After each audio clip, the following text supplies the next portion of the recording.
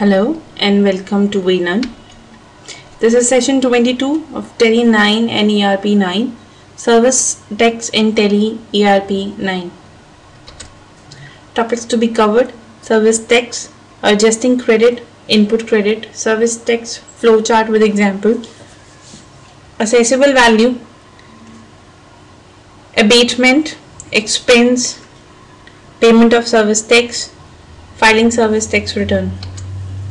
So in this session we were actually going to understand about what exactly the service tax in the tele. Service tax क्या होता है? We all almost aware about it, and yes at the same time service tele में किस तरीके से perform करता है, अब हम लोग ये सब study करने वाले हैं. When it comes to service tax, it's in a very layman language a tax जो कि आपकी किसी भी तरीके की service पे लगता है, and it's an indirect tax. बहुत ही indirect tax होता है, किसी भी तरीके की transactions पर लगता है. तो service tax is basically है ना indirect tax which is levied on the certain category of service provided by the person, firm and agencies. So the government of India has marked a set of service as a taxable under the service tax structure. So government of India basically जो service charge करती है, that is what comes into the service tax structure. According to that वो उसे charge करती हैं.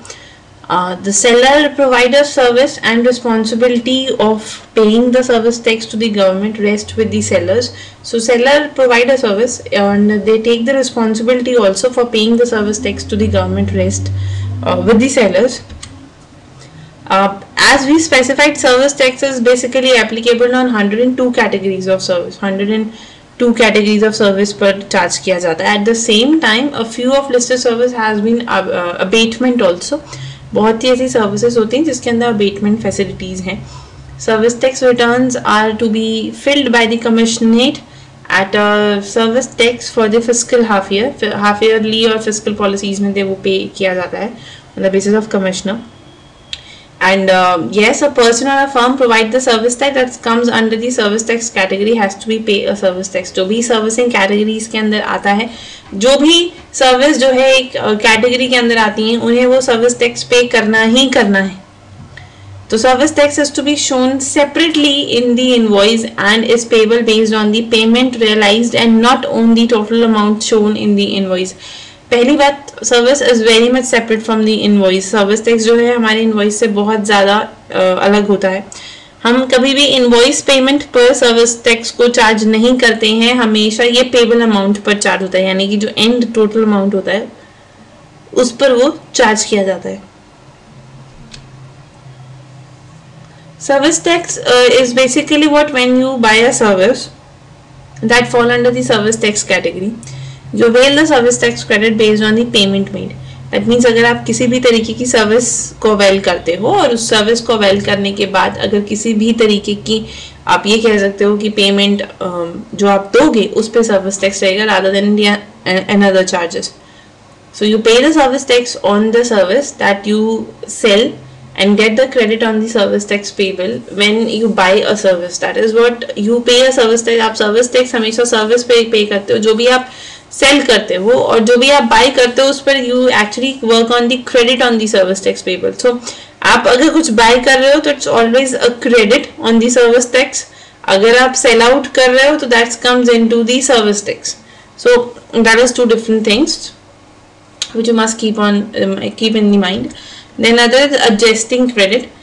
किस तरीके से क्रेडिट की एडजस्टमेंट्स होती हैं. अगेन द सेम थिंग, हमें पता है कि service is indirect tax and yes हम जब किसी भी तरीके की सर्विस ट्रांजैक्शंस में आते हैं तो ये टैक्स को पे किया जाता है. Now the company can play a two sided, one to buy the service and other is to sell the service.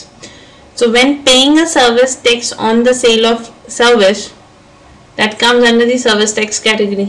जब आप सर्विस को पे कर रहे हो on the basis of selling of service, so that comes into service tax category.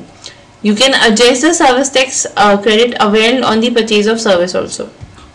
This deduction is basically, and yes at the same time आप service tax credit को avail कर सकते हो on the purchases of service में. इस adjustment को basically adjustment credit बोलते हैं against the service tax, यानी कि service tax के against आप किसी तरीके की adjustment करते हो, so that comes into adjustment on the service tax.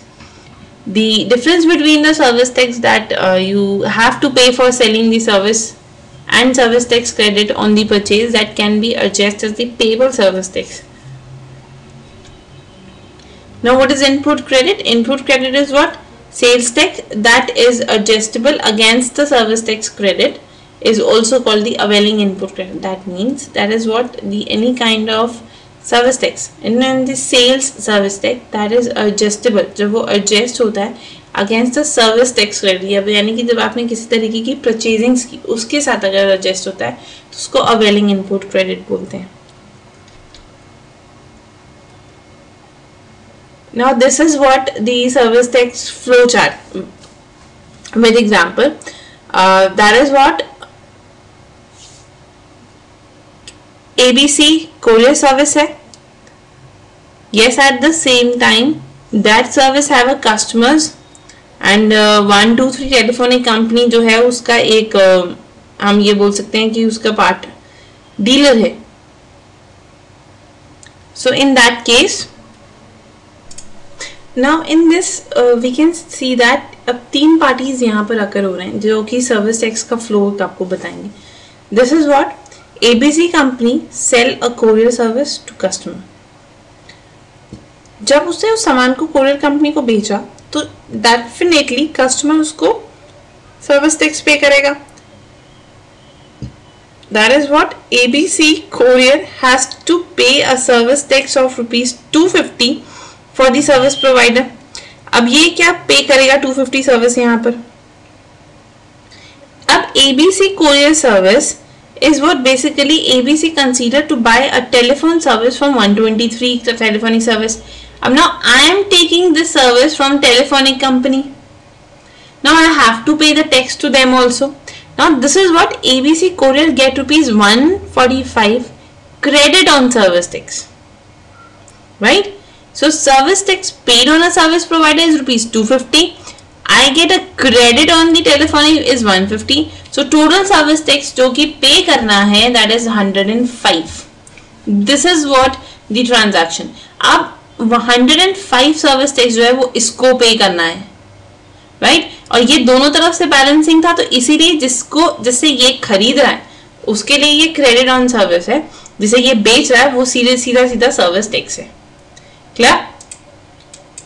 Now assessable value. Now what is assessable value? Assessable value is basically charges on the service charge value the minus the abatement and expenses. यानी कि जो भी मेरी service charge value है उसमें से जितने भी मुझे अबेटमेंट्स मिली हैं या जितने भी मेरे एक्सपेंसेस हैं उन्हें हटाने के बाद जो वैल्यू बचती है वो असेसेबल वैल्यू होती है, यानी कि जिस पर आगे सर्विस टैक्स लगना है. तो service tax is calculated on the accessible values. तभी फर्स्ट लाइन इज व्हाट कि सर्विस टैक्स जो है वो कैलकुलेट ही असेसेबल वैल्यू पर होता है. Now what is abatement? Abatement is what the government has to given a deduction on the value to considered for the service tax on a few category of service. So for example, some category of service include material value. A caterer has proceed material to prepare the food product and sell the service. So service tax is charged on the total amount of the service and does not include the rate of material only. Getting? So that is what government ने यही बोला है कि आपकी जो service जो है एक उनकी कैटेगरी बनाई हुई है और उस कैटेगरी में अगर आपकी सर्विस आती है तो then you can put the service tax on it. At the same time service tax जो आपका चार्ज होता है वो हमेशा आपकी टोटल अमाउंट पर चार्ज होता है. So that is what is the second thing to consider.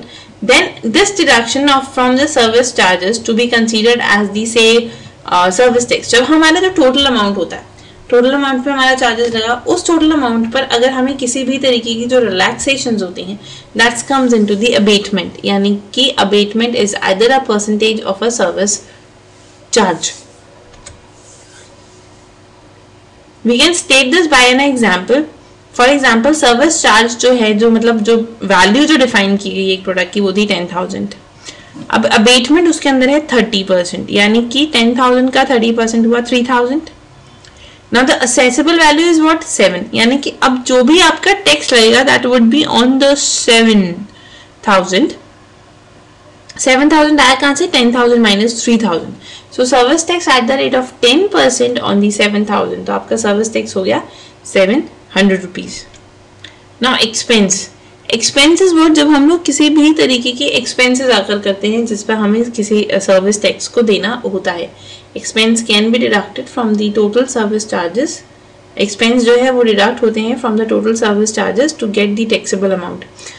Taxable amount को गेट करने के लिए जो भी आप एक्सपेंसेस डिडक्ट करते हो वो आपके एक्सपेंसेस होते हैं। That's very simple condition. Expenses are allowed for the service which provide the assessee as a pure agent. Now what is payment of service tax? Payment of service tax is what, जब आप finally service tax को pay करते हो। So in that case, seller provide a service to a buyer and bill the buyer of the service. So the bill is inclusive of the service tax. So the seller does not have to prepare a service tax on the total bill amount but only on the payment received. So जो भी total bill amount है उस पर उसे किसी भी तरीके का टैक्स नहीं लगाना, उसको सिर्फ उतनी वैल्यू को कंसीडर करना है जो कि उसने बिल रिसीव किया है या जो पेमेंट रिसीव की है। जैसे for example service tax charges were 10,000। अब service tax at the rate of 10,000 वो हो गया 1000। Now cess on service tax पे कितना सेस आएगा, 2% लगाना है, तो 1000 का 2% 20। अब वहीं पर 1% सेकेंडरी हायर एजुकेशन सेस भी लगाना है, that is 10 rupees. So total bill is what 1130। So the total service tax is what 1030। इसके अलावा तो उसकी मेन अमाउंट हो गई जो सर्विस चार्जेबल अमाउंट होती है।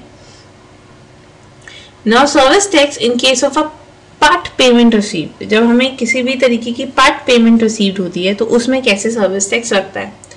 सबसे पहले assuming the buyer pays the seller rupees 5,000 as a part time। अगर पार्ट पेमेंट आपको पे की जा रही है 10,000 जो पीछे पार्ट पेमेंट थी उसके 5,000 आपको पे किए जा रहे हैं।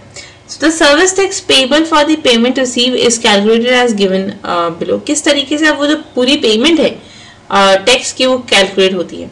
सबसे पहले चार्जेस को कैलकुलेट किया जाता है। चार्ज को कैलकुलेट ऐसे किया जाता है कि 10,000 यानी कि जो भी टोटल अमाउंट होती है इनटू में जो भी आप एडवांस पे कर रहे हैं डिवाइडेड बाय जो भी उसकी टैक्सेबल वैल्यू के बाद की जो वैल्यू होती है, देन सर्विस टैक्स ऑन 5,000। अब आप 5,000 पे सर्विस टैक्स भी लगाएंगे, that is 1000 into 5,000 divided by 10,030, that is 453.31। Now cess on the service tax is what 9.07।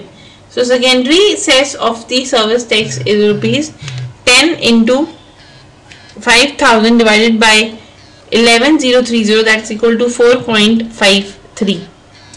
Now उस ट्रांजैक्शन में एग्जांपल में हमने देखा कि किस तरीके से पार्ट पेमेंट पर सर्विस टैक्स लगती है।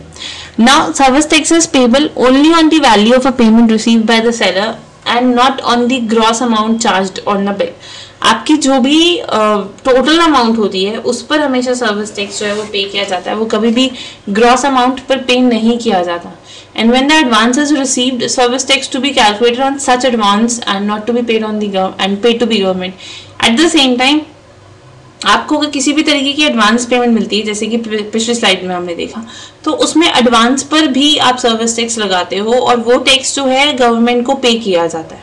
So that is what the things to be considered on the part payment received। जो भी हमें अगर पार्ट पेमेंट रिसीव होती है तो उसमें किस तरीके से सर्विस टैक्स की ट्रांजैक्शंस को करना है। So that is what कि हमें उस तरीके से उन ट्रांजैक्शंस को करना होता है। The next is the service tax amount to be paid। अब जो नेक्स्ट स्टेप होता है वो ये होता है कि सर्विस टैक्स को पे कैसे करना है। So सर्विस टैक्स को पे करने के लिए GAR 7 फॉर्म होता है which is on the available on the any nationalized commercial bank। वो nationalized commercial bank में available हो जाता है। If your company is corporate company, service tax is payable on the monthly basis by 5th of the following month। अगर तो आपकी private company है तो उसमें सर्विस टैक्स जो है it is payable on the monthly basis पर आपको पे करना पड़ता है और 5th of the following day पर पे करना होता है उसको। अगर वो कोऑपरेटिव कंपनी है, नॉन कोऑपरेटिव है, लाइक इंडिविजुअल हो गया, प्रोप्राइटर फर्म होगी, पार्टनरशिप फर्म होगी, तो उस केस में you have to pay service on the quarterly basis. आप क्वार्टरली बेसिस पर उसको उस पर काम करते हो। Payment is to be made by the 5th day of the month, और अगर क्वार्टरली बेसिस पे तो उसके 5 दिन के अंदर अंदर आपको पे करना होता है आपका service tax. And yes, for the corporate and non-corporate bodies, service tax for the month of March is payable by the 31st March. So जितनी भी टोटल होती है उसकी टोटल रिपोर्टिंग जो होती है वो 31st March तक अवेलेबल करवानी होती है. And yes, in that case, when it comes to filling the service tax return, that is corporate and non-corporate organization have to fill the service tax half yearly with detail in form ST3. Half yearly basis पर आप उसे pay करते हो with the form detail of ST3 and input credit form to the commissioner at a service tax. And that filing of a return should be within 5 days from the last day of a fiscal half yearly. तो आपके जो fiscal half yearly होता है उसके with in 5 days के अंदर आपको पे करना होता है. And you have to submit the copies also, or will be attached copy of all the GR7 issues during the period must be attested.